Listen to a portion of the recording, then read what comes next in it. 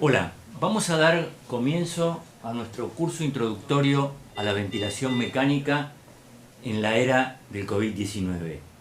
Este curso está orientado no a la ventilación mecánica en el quirófano, del cual los anestesiólogos tenemos bastante entrenamiento, sino a cómo ventilar a un paciente en una sala de cuidados intensivos. Para eso hemos convocado a un grupo de profesionales muy prestigiosos. Los terapistas respiratorios son realmente los cracks de la ventilación mecánica y nosotros debemos aprender mucho de ellos. Esta primer charla, que se compone de un taller y de un video explicativo, del cual primero, para poder aprovechar este taller en forma cabal, debemos mirar el video explicativo. El licenciado Emiliano Goñat va a referirse a principios fundamentales de la física y la fisiología aplicada a la ventilación mecánica. Los dejo con Emiliano. Bienvenidos a todos. Vamos a comenzar con la charla de fisiología básica. Vamos a tratar la mecánica del sistema respiratorio. Para hablar del sistema respiratorio, de la mecánica, conviene siempre referirnos a un modelo simple, en el cual encontramos a un tubo que representa la vía aérea, unido a un globo que representa un alvéolo. El alvéolo se encuentra pretensado, está distendido, ¿sí? Lo que conocemos intenta representar la capacidad residual funcional. Si uno aplica una presión a este modelo, ¿sí? Una presión de distensión, lo que va a generar es una caída de la presión en el globo. Esa caída de la presión en el globo es lo que conocemos como presión de trabajo, ¿sí? Si hablamos de inspiración, presión de trabajo inspiratoria. Esa caída de la presión en el globo genera un flujo, un gradiente de flujo, y ese flujo distiende al globo, ¿sí? Aumenta el volumen del globo y lo distiende, lo agranda.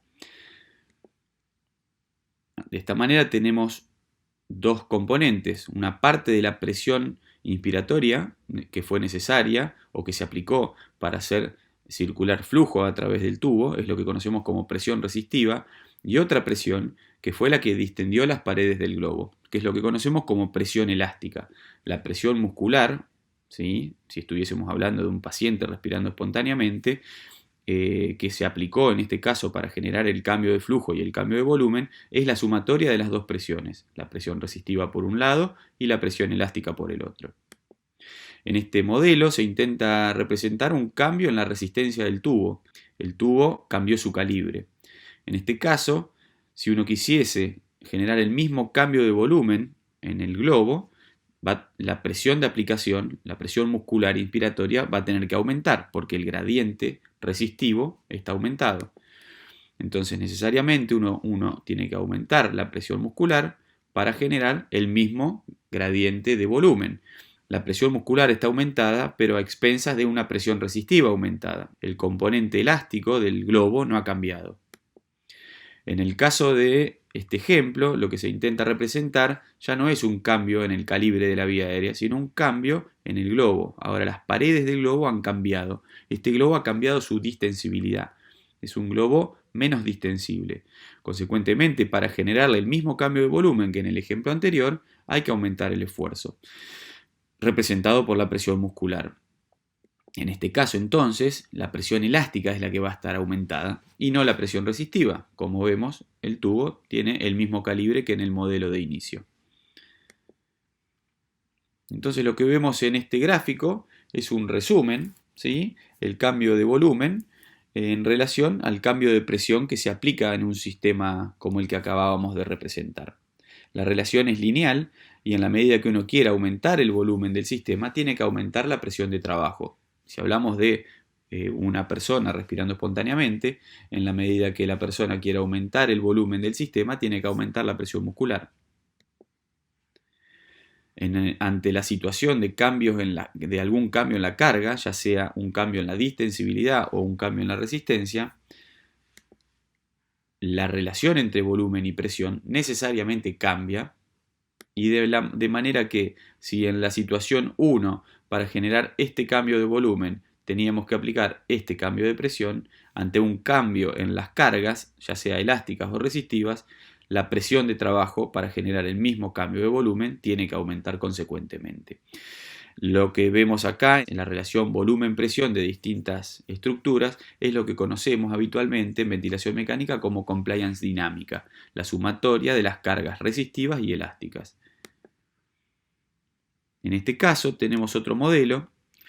En el modelo vemos que si uno quisiera aumentar el flujo que circula a través del modelo simple, necesariamente tiene que aplicar más presión para generar mayor ganancia de flujo, representada por una flecha de un grosor aumentado.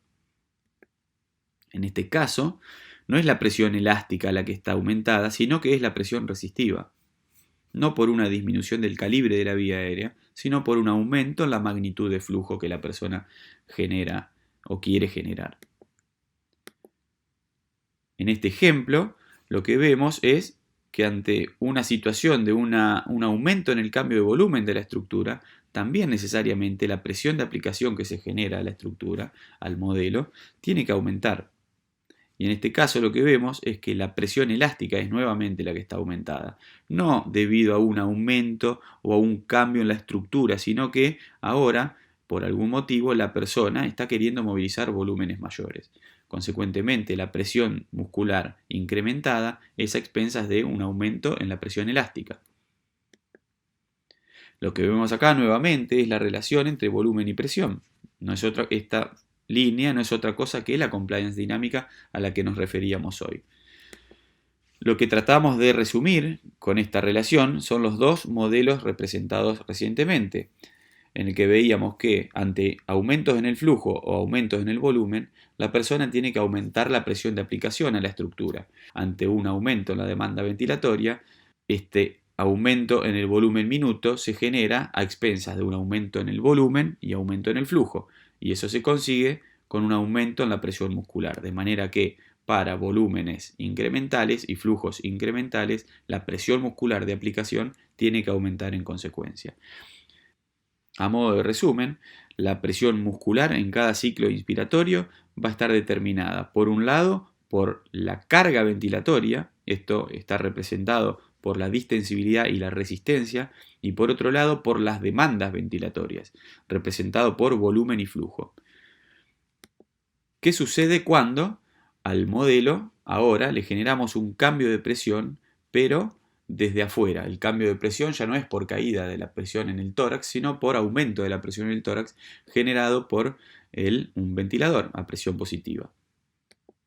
El ventilador aplica presión, esa presión se aplica para generar un cambio de flujo a través del tubo y un cambio de volumen al globo. Habitualmente, lo que nosotros vemos son curvas de presión y flujo en la vía aérea, y lo que vemos, representado en este caso en un modo de volumen control con onda cuadrada, es que la presión de aplicación es la sumatoria de la presión resistiva y la presión elástica. ¿Se puede calcular la resistencia? ¿Se puede calcular la complacencia? Sí, se puede calcular, y en ventilación mecánica es muy sencillo. Para calcular la resistencia necesitamos conocer la diferencia de presión sobre el flujo instantáneo. La diferencia de presión se refiere a la presión diferencial en dos puntos, P1 y P2. P1 en este caso representa la presión en la vía aérea puesta por el ventilador, y P2 la presión alveolar, hacia dónde va el flujo. En el ejemplo ponemos una P1 de 4 centímetros de agua y una presión 2, representa en este caso la presión alveolar, de 0 centímetros de agua. Esto es diferencia de presión.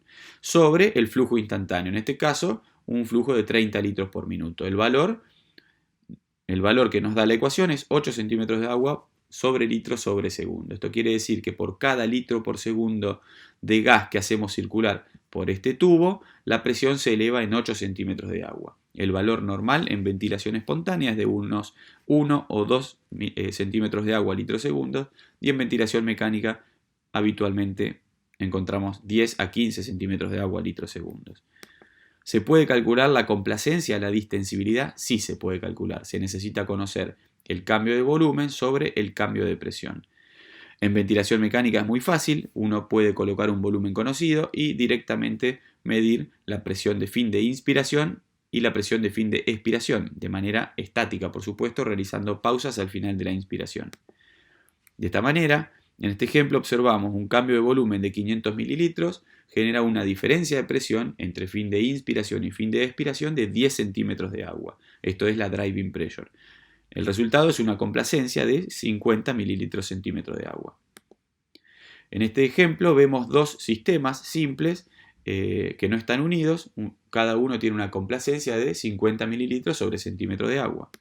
Si estos dos sistemas se unen en paralelo, las complacencias se suman y el resultado va a ser la suma de la complacencia 1 más la suma de la complacencia 2. Si generamos un cambio de volumen de 1000 mililitros, cada unidad va a recibir 500 mililitros y la diferencia de presión entre la inspiración y la expiración será de 10 centímetros de agua. Consecuentemente tenemos complacencia 1, 500 sobre 10, complacencia 2, 500 sobre 10. La complacencia total es 100 mililitros centímetro de agua. Lo interesante de las complacencias en paralelo es que se suman y el resultado de la complacencia final es mayor a la de cada componente por separado.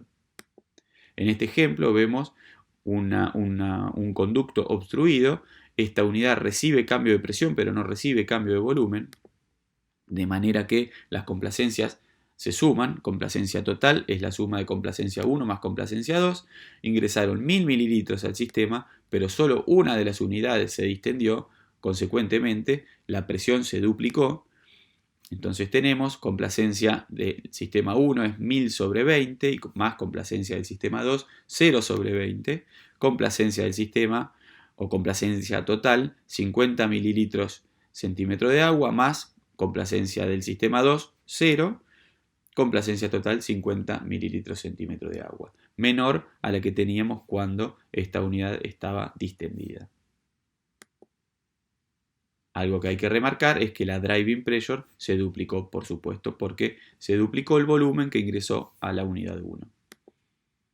Cuando hablamos de complacencia o de distensibilidad, no hablamos de otra cosa de la relación que existe en una estructura elástica entre volumen y presión. Lo que vemos en este caso es la curva presión-volumen del sistema respiratorio completo, desde el fin de la inspiración hasta el volumen residual, pasando por el punto en el cual el sistema se encuentra en reposo, la capacidad residual funcional. Lo que vemos en esta curva es que siempre que uno aumente el volumen por arriba de la capacidad residual funcional, la presión aumenta. Esto quiere decir que si uno quiere aumentar el volumen, tiene que aumentar el esfuerzo si está ventilando espontáneamente, o si uno quiere aumentar el volumen, tiene que aumentar la presión de aplicación si está en ventilación controlada. Lo otro que nos muestra la curva es que la relación entre volumen y presión es lineal siempre y cuando uno no se acerque a la capacidad pulmonar total. Al acercarse a la capacidad pulmonar total, la complacencia o la distensibilidad disminuye. Para generar el mismo cambio de volumen que se generaba antes, hay que aumentar el gradiente de presión. Lo que nos marca esto es el fin de la insuflación, es el fin de la capacidad del sistema para seguir recibiendo volumen, y la recomendación es nunca superar este punto, que habitualmente se encuentra entre 28 y 30 centímetros de agua. Por último, vamos a decir que la complacencia o la distensibilidad del sistema, representado en este caso por la línea roja, está dado por la sumatoria de las complacencias de ambas estructuras que componen el sistema tóraco-pulmonar. Por un lado, el pulmón, representado en verde, y la caja torácica, representado en azul.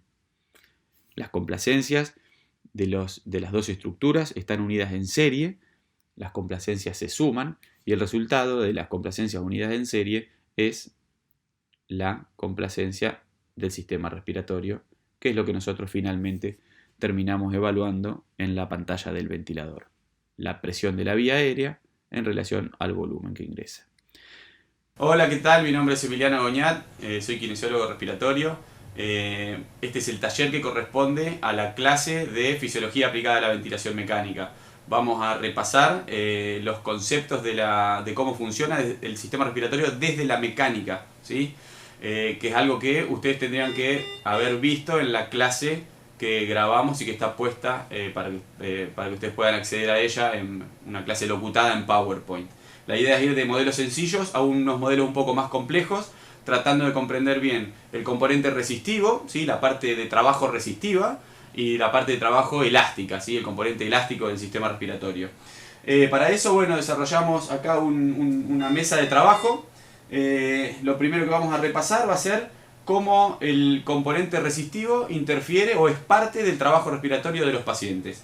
Así que tenemos por un lado un generador de volumen, un generador de presión, que es una bolsa Ambu, conectada a un sensor de flujo, ¿sí? Que en este caso lo vamos a usar solo para medir presión. Y tenemos tubos orotraqueales de distintos calibres. Un tubo número 4, un tubo número 6, un tubo número 7,5 y un tubo número 9. Como habrán visto en la charla que está grabada, la resistencia no es otra cosa que la relación que existe entre presión y flujo, ¿sí? O sea que si yo tengo un circuito como puede ser este, un tubo en este caso, el flujo resultante de aplicar una presión en un extremo del circuito va a depender del radio del tubo y de la presión de aplicación, ¿sí? Como ven, la relación entre presión y flujo, o sea la resistencia, es lineal hasta un cierto punto en la que empieza a ser exponencial, ¿sí? Y eso depende de la magnitud del flujo. Lo que vamos a hacer en primer lugar es colocar un tubo habitualmente utilizado por todos, un tubo 7,5, lo conecto al extremo de la bolsa Ambu y lo que vamos a ver, ustedes lo van a ver en la pantalla del soft del FluxMed, es un ascenso de la presión cuando yo aprieto la bolsa Ambu. Cada vez que yo aprieto la bolsa, la presión sube. Si yo aprieto la bolsa más rápido, la presión va a ser de mayor magnitud. Relación presión-flujo. Mayor flujo, mayor presión se genera en el sistema. Si aprieto la bolsa de manera lenta, la presión puede ser hasta quizás despreciable. La resistencia es siempre la misma, porque el tubo está siendo siempre el mismo. Pero depende la resistencia de la magnitud del flujo. Flujo elevado, presión elevada, flujo lento, presión baja, perdón. Si le cambio la magnitud de la resistencia generando un cambio en el tubo, pasé de un 7,5 a un 4, obviamente ahora el cambio de presión va a ser mayor para un mismo flujo. Por eso sucedería, yo lo podría graficar acá de la siguiente manera. Para un mismo flujo, un mayor ascenso en la presión. Por ejemplo, un tubo 4 podría ir por ahí. Es un ejemplo, ¿no? Para graficar. Yo voy a apretar la bolsa. Fíjense que si la aprieto fuerte, se me va de escala el gráfico de presión. Y de hecho no puedo apretarla a su máxima capacidad, como lo hacía hoy con el tubo 7,5. Si lo aprieto más lento, obviamente la presión es más baja. Pero fíjense que la presión es mucho más alta que con el tubo 7,5. ¿Qué pasó? ¿Cambiamos la magnitud del flujo? No, cambiamos directamente la ecuación de Poiseuille. Pusimos un tubo de un radio muchísimo más chiquito. Si pongo un tubo 9, va a suceder exactamente lo contrario. Yo ahora voy a poder apretar la bolsa bastante fácil y fíjense, con toda mi fuerza la presión sube, pero no sube como con el tubo 4. Esto trasladado al trabajo respiratorio del paciente es bastante fácil de entender. Si el paciente quiere movilizar un flujo espontáneamente de 30 litros por minuto con este tubo, le va a costar muchísimo más que con un tubo de estos, ¿sí? Nosotros en ventilación mecánica, en la terapia intensiva, habitualmente ventilamos pacientes despiertos. Y este tipo de entendimiento de cómo funciona la mecánica del sistema es fundamental. La resistencia de un paciente en ventilación mecánica no solo está determinada por el tubo, sino que también todo lo que nosotros ponemos en serie conectado al circuito genera resistencia, que si el paciente está ventilado de manera pasiva, todo el trabajo lo va a asumir el ventilador, pero si el paciente está en un modo de soporte parcial, como en presión de soporte o en CPAP, gran parte del trabajo lo va a asumir el propio paciente. Tubo, filtro, humidificador pasivo y circuito. Depende del ventilador que tengamos. Bueno, seguimos adelante con el taller. Vamos a seguir hablando del componente resistivo, ¿sí? Tenemos armado el mismo modelo de recién. La única diferencia es que ahora, en lugar de utilizar un Ambu como generador de flujo, voy a utilizar una máquina que bien podría ser un ventilador de críticos. En este caso es una mesa de anestesia. Lo único que yo le pido a la mesa de anestesia es que ponga un flujo fijo y conocido y constante a través del tubo para que yo les pueda graficar esto que estamos diciendo, el impacto que tiene el flujo en la presión de trabajo del ventilador o de la persona en el caso de la ventilación espontánea. Así que no se concentren en cómo está programada la máquina, porque no es el objetivo de la charla. El objetivo es solo poner un flujo fijo y conocido y mirar los cambios de presión en el tubo. ¿Dónde lo tienen que ver? Ustedes lo van a ver en el monitor del flux, en la pantalla del flux que están viendo en este momento. Tienen en la curva de arriba la curva de flujo y la curva de abajo en rojo la curva de presión, ¿sí? Lo que yo hice ahí es poner un flujo fijo, constante, una determinada cantidad de veces por minuto, ¿sí? No importa eso porque es la programación que me permite la máquina. Son aproximadamente 40 litros por minuto si no me falla la vista. Lo que yo quiero que vean es que esos 40 litros por minuto que pasan por acá y van al aire generan una presión en el tubo, en las paredes del tubo y en el circuito de unos 55 centímetros de agua, ¿sí? Y que esa presión se sostiene durante todo el tiempo que el flujo está pasando por acá, ¿sí? Cuando el flujo deja de pasar por acá, la presión cae. O sea que toda esa magnitud de presión que ustedes están viendo ahí está siendo generada solamente por el flujo que pasa a través del tubo, ¿sí? Porque de este lado no hay nada, no hay una bolsa, no hay un pulmón. O sea que todo el flujo que pasa, toda la presión que se genera es una expresión del componente resistivo. Es esto, ¿sí? En este caso yo tengo puesto un tubo 7, perdón. La relación presión-flujo es esta, ¿sí? Yo pongo un flujo, supónganse, de 40, se genera esta presión fija, por eso es estable. Le saco la presión, le saco el flujo y la presión cae. Yo, sin tocar el ventilador, voy a poner un tubo más grande ahora, un 9. El mismo flujo debería generar más o menos presión.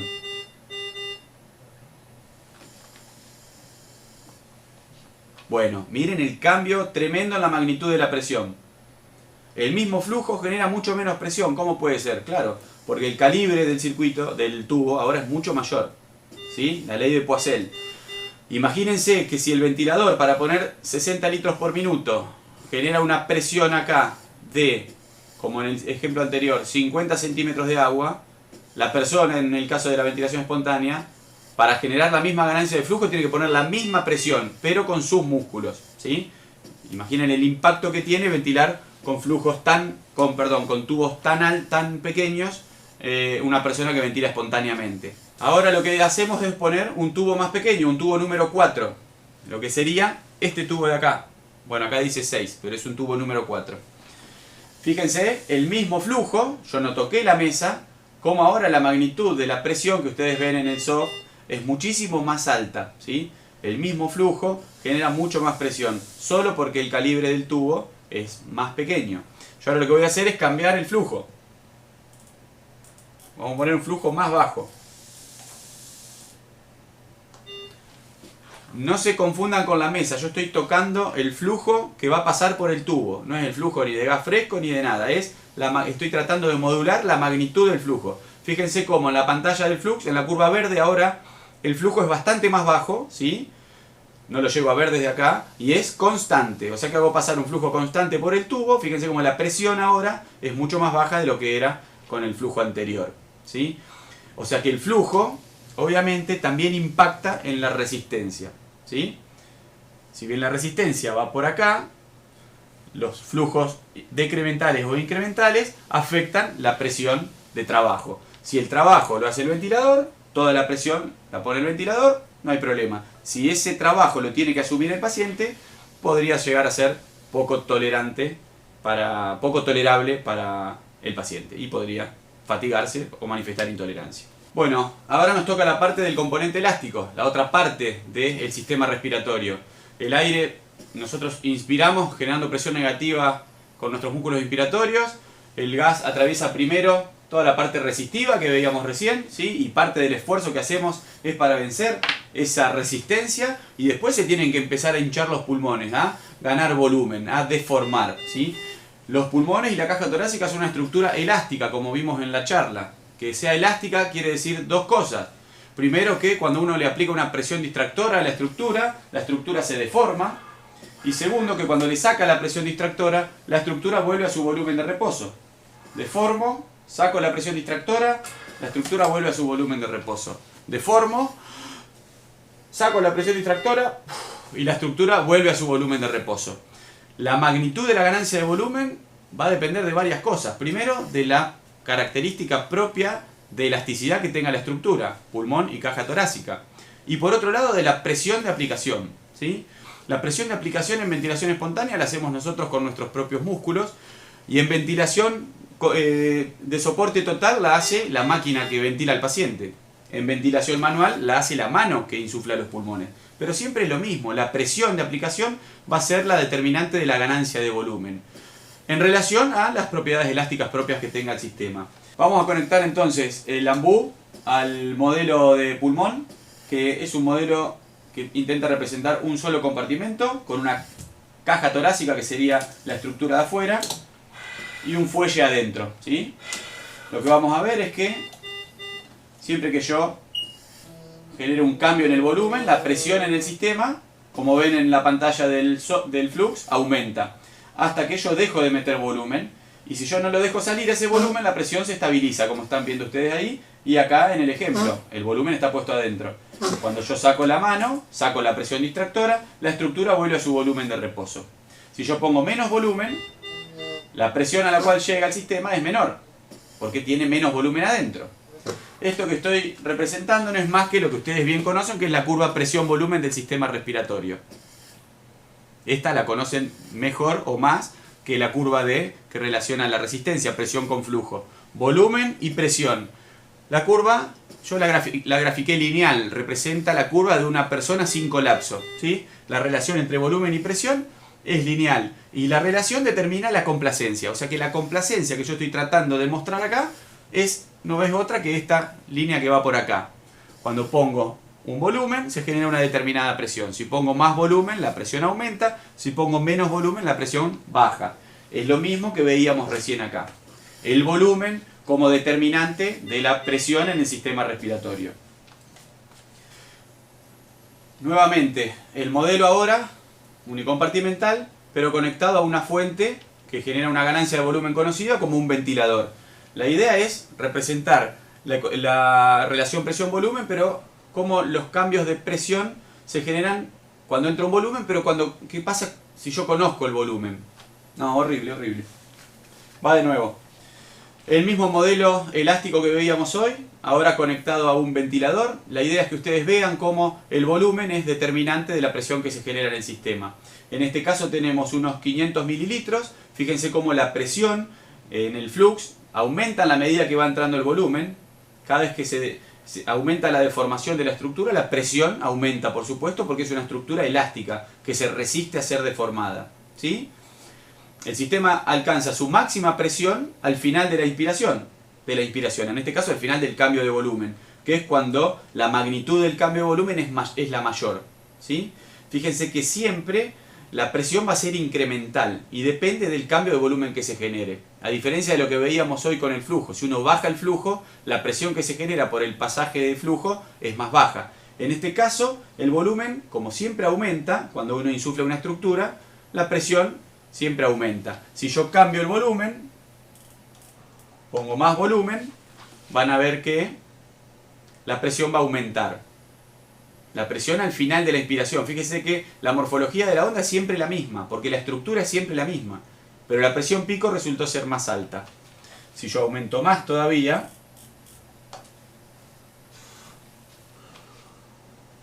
en el próximo ciclo, fíjense que la estructura se insufla siempre por la misma relación, pero ahora llega a un pico más alto. ¿Por qué? Porque el volumen aumentó. En vez de ponerlo acá, lo puse acá al sistema. Ahora voy a bajar el volumen. Muy poquito volumen vamos a poner.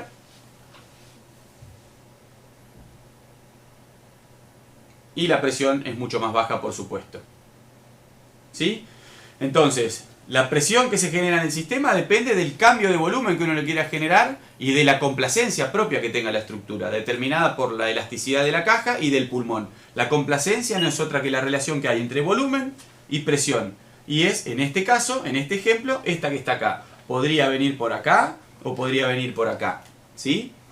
Vamos a hacer un ejemplo. Si tengo una estructura que tiene una relación presión-volumen, o sea, una complacencia de esta magnitud, para generar el mismo cambio de volumen que se generaba en esta estructura, ahora hay que aplicar una presión más alta. ¿Sí? O sea que la complacencia es determinante de la presión de trabajo. Muy bien, en ventilación mecánica pasiva, toda la presión de trabajo la hace el aparato. En ventilación espontánea, toda la presión de trabajo la hace la persona. Vamos ahora a generar un cambio en la complacencia del pulmón, que es este que tenemos acá. Este sistema nos permite cambiar la elasticidad. ¿Cómo? Acoplando o desacoplando una serie de resortes que tiene. Ahí le puse estos dos resortes. El sistema va a pasar de tener 50 de compliance a tener 20 de compliance. Entonces le vamos a poner un cambio de volumen conocido. Vamos a mirar la pantalla del flux y vamos a ver qué pasa. No sé si alcanzan a apreciar que ahora la linealidad por donde va subiendo la presión es distinta. La pendiente de la curva es de mucho mayor magnitud. Sería esto que está acá. Este sistema que estamos insuflando es el de la derecha. El que insuflábamos hoy es este que está acá. Es un ejemplo, por supuesto, no quiere decir que sea ese puntualmente. No solo cambia la magnitud de la presión pico, sino por dónde asciende la pendiente. Mientras ustedes están mirando, les voy a sacar los resortes para que lo vean mejor. Le saco un resorte. Claramente, la pendiente es distinta y el pico también va a ser distinto. En el ciclo anterior era 30 y ahora fue de 24. En el próximo ciclo le voy a sacar el otro resorte. Y la magnitud vuelve a cambiar tremendamente. ¿Sí? La pendiente y la presión pico, que hoy fue de 24. Ustedes la ven arriba en el soft y ahora fue de 15. ¿Sí? Eso no es otra cosa que me fui desplazando por sistemas distintos. Un sistema se insufló por acá, el otro se insufló por acá y el otro se insufló por acá. Intrapaciente, por supuesto que eso no existe. Los pacientes tienen generalmente una compliance que es volumen dependiente. ¿Sí? La compliance de las personas no es lineal, menos en ventilación mecánica pasiva con colapso pulmonar. La compliance de las personas es volumen dependiente, o sea que va cambiando a la medida que va entrando el volumen. Esto no es el objetivo, meternos mucho en esto, pero lo vamos a graficar. La compliance de sus pacientes hace esto. Cambia a la medida que va entrando el volumen. ¿Sí? Aumenta el volumen, la compliance va cambiando. O sea que la presión deja de ser lineal. El mismo cambio de volumen ya no va a generar siempre el mismo cambio de presión como en este pulmón que está acá, que es un elemento mecánico. En el sistema respiratorio el mismo cambio de volumen va generando gradientes de presión distintos. ¿Sí? Puede ser mayor o menor, de acuerdo a en qué parte de la curva estoy poniendo la ganancia de volumen. Bien, volvemos al modelo lineal, a la curva lineal. Quiero que vean el efecto que tiene la PIP sobre la ganancia de volumen en el sistema. Uno, al sistema este, al modelo y a nuestro pulmón y al de los pacientes, le puede hacer ganar volumen de dos maneras. Dinámica, con volumen corriente, ¿sí? O estática, con PIP. Yo ahora le voy a poner PIP al pulmón, no importa cuánta. Y quiero que vean cuál es el efecto que tiene la PIP en un sistema lineal.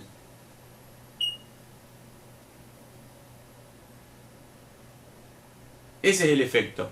El sistema vuelve a un punto de reposo, pero que es sostenido por la válvula exhalatoria del ventilador. No vuelve a su volumen de reposo. ¿Sí? Fíjense cómo está predeformado.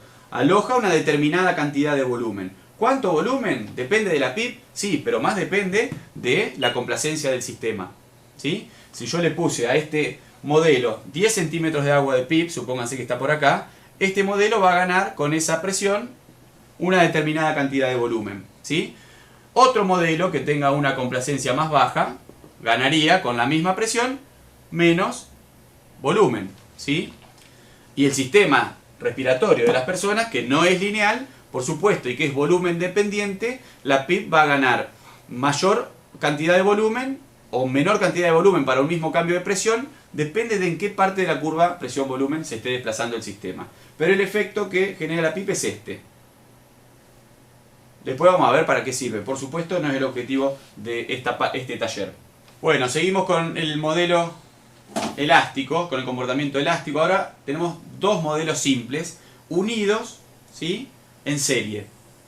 Tenemos son exactamente iguales los dos pulmones. Un pulmón es este, el mismo que teníamos hoy, y agregamos este que está acá. Tiene la misma configuración de complacencia, ¿sí? O sea que los dos tienen la misma relación presión-volumen. Supónganse esta que está acá. La idea es que ustedes vean de manera gráfica cómo los dos pulmones se deforman exactamente igual en magnitud y en tiempo, ¿sí? Llegan hasta el mismo nivel y al mismo tiempo. Esto bien podría representar un sistema ideal, súper homogéneo y lineal.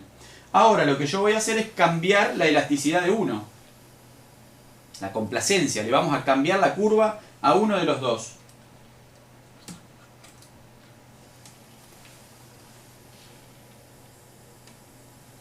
Lo que quiero que vean es cómo la deformación de los dos es claramente distinta. El volumen que está poniendo el ventilador es exactamente el mismo, pero ahora los dos pulmones reciben volúmenes muy distintos. El pulmón de su derecha recibe un cambio de volumen mayor al pulmón de su izquierda. Algo de esto hablamos en la clase que deberían haber visto antes del taller. Si yo saco el resorte, ahora van a ver cómo aquel pulmón se deforma menos de lo que se deformaba hoy. ¿Por qué? Porque ahora están recibiendo los dos la misma cantidad de volumen. Si yo lo colapso a este, todo el volumen lo va a recibir el pulmón más distal a mí. Imagínense una situación de neumotórax, por ejemplo. ¿Por qué sucede eso? Porque estoy ventilando en volumen control, ¿sí? Al ventilar en volumen control, la máquina va a poner 1000 mililitros, como yo le dije ahora, haya lo que haya del otro lado. Si tiene que hacer más presión para hacerlo, lo va a hacer. Ahora quiero que nos refiramos a la curva del flux. Fíjense, con los dos pulmones con la misma complacencia, la presión pico es 13, y miren la linealidad por la que iba. Yo ahora colapso un pulmón, y miren cómo la pendiente del ascenso de presión cambia, y la presión pico también cambia. El objetivo de esta parte del taller es que ustedes vean la heterogeneidad que existe entre los dos sistemas. Nuestro sistema tiene mucho más que dos, tiene 300 millones de unidades con complacencias distintas, y la complacencia es determinante de la ganancia de volumen, ¿sí? Por eso es tan importante entender eso. Ahora el problema es que nosotros vemos en el ventilador un solo valor de presión, que están viendo ahí en la pantalla del flux. Por más que las presiones y los cambios de volumen de cada sistema que componen el sistema global sea totalmente distinta, yo tengo una información global de todo eso, que es esta que está acá, o la que ven en la pantalla del ventilador. Muy bien. Si yo genero un cambio en PIB, vamos a poner 15 para que sea bien exagerado. Obviamente, si los dos sistemas tienen la misma complacencia, al poner 15 de PIB, los dos van a recibir la misma magnitud de cambio de volumen.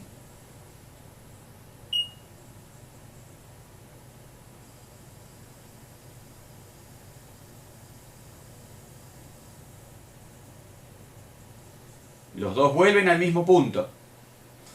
Yo ahora le voy a cambiar la complacencia a uno de ellos.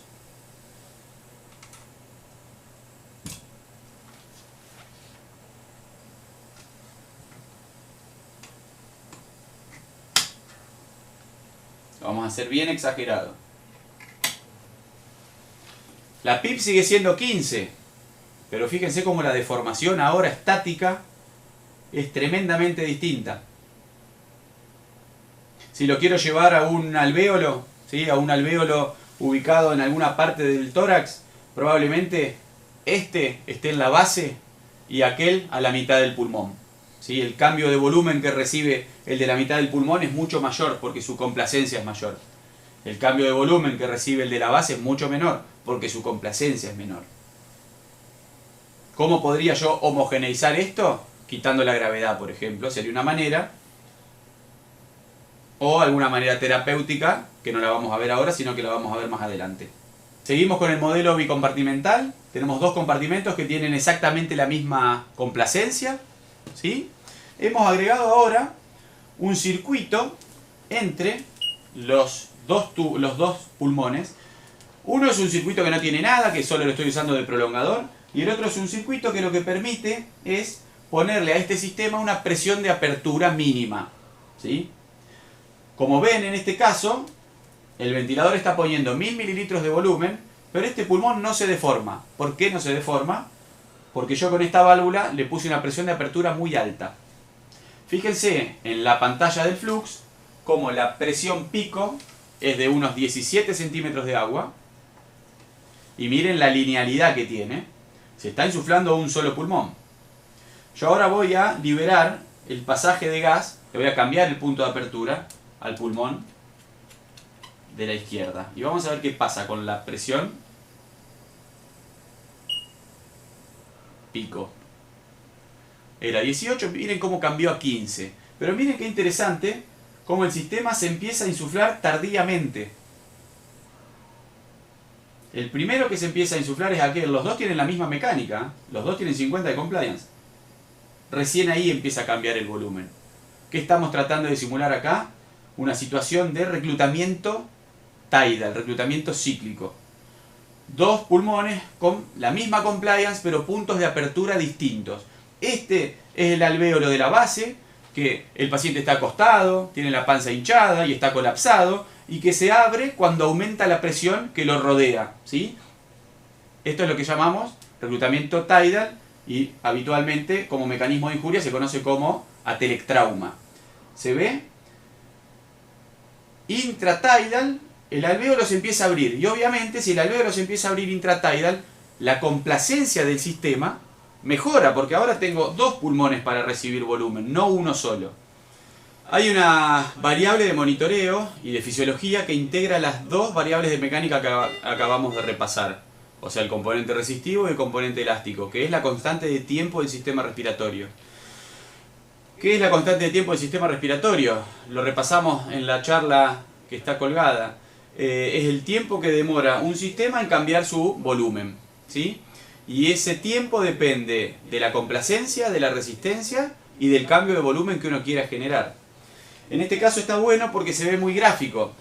Vamos a analizar la constante de tiempo expiratoria, que es más fácil. Y van a ver que los dos sistemas vuelven a su volumen de reposo en el mismo tiempo. Vamos a verlo una vez más.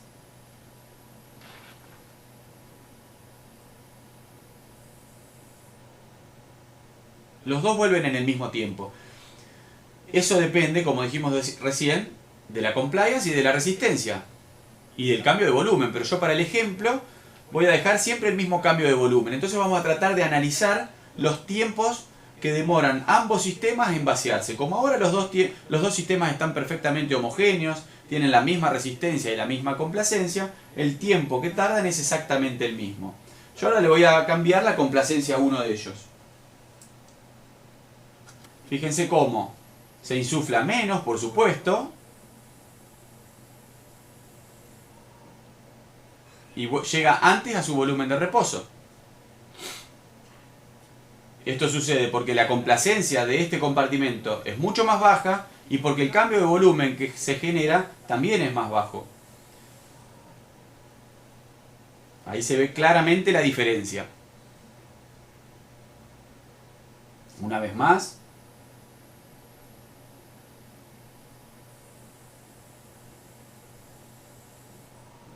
Perfecto. Ahí terminó. Vamos ahora a generar un cambio en la resistencia, que es el otro de los componentes que cambian el tiempo de vaciado.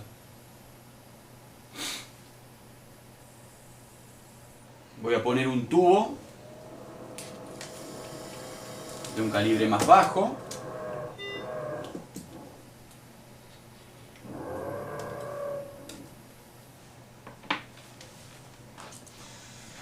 La idea es que ustedes vean y comparen con el ejemplo anterior. Si la resistencia de los dos sistemas es más alta, el tiempo de vaciado va a ser mayor. relativo al tiempo anterior. Fíjense, todo el tiempo que tarda en vaciarse.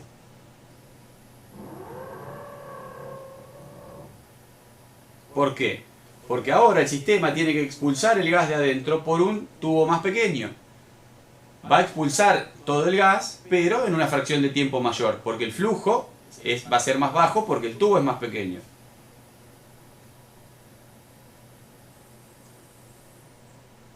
Muy bien, ahora vamos a alterar la resistencia de uno de los dos compartimentos. Le voy a poner a este de acá una resistencia mucho más alta.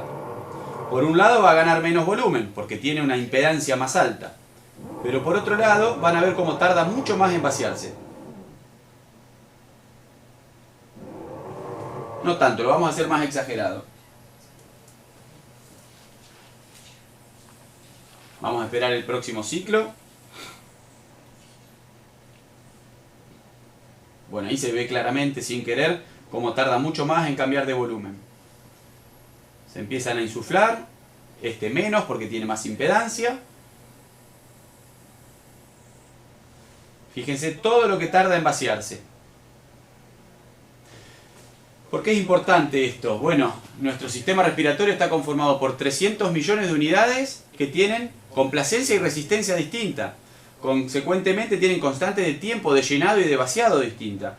Eso es lo que hace que nuestro sistema sea tremendamente heterogéneo en la distribución del volumen. Hay unidades que ganan más volumen, hay otras que ganan menos, hay otras que no ganan nada. En el sistema del paciente esto está exagerado. ¿Por qué? Porque tienen extremos. Y sobre todo si tiene ventilación mecánica. Va a tener unidades que van a estar muy abiertas, muy distendidas, con baja resistencia, y otras unidades colapsadas por edema de la vía aérea, por colapso pulmonar, por alguna congestión o inundación alveolar. Todo esto hace muy heterogénea la distribución del volumen y por supuesto también altera tremendamente el intercambio gaseoso, que eso lo van a ver en otra clase. Pero la consecuencia de la alteración del intercambio gaseoso, la causa, perdón, es esto que ustedes están viendo acá. Cómo la mecánica afecta la distribución del volumen entre las unidades. Y por supuesto, si yo aumento la resistencia de los dos sistemas y pongo una frecuencia respiratoria un poco más alta, va a aparecer un fenómeno que no hemos visto.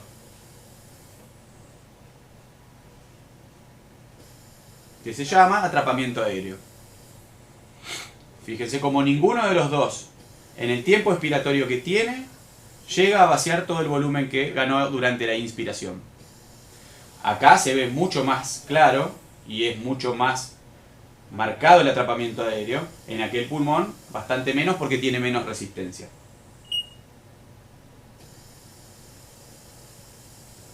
A modo de resumen, hemos repasado el componente resistivo, el componente elástico.